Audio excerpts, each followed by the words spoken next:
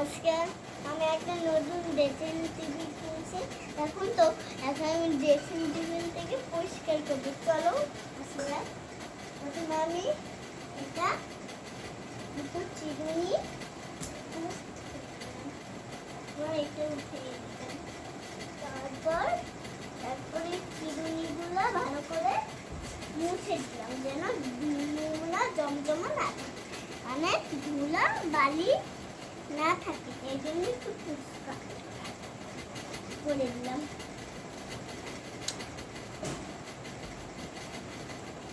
তারপর আমি তারপর আমি ব্লু কাপড় নিব। এখন সব চিরুনি পরিষ্কার করা হয়ে গেল, আমার কাজটা শুরু হবে। এখন তো সব চিরুনি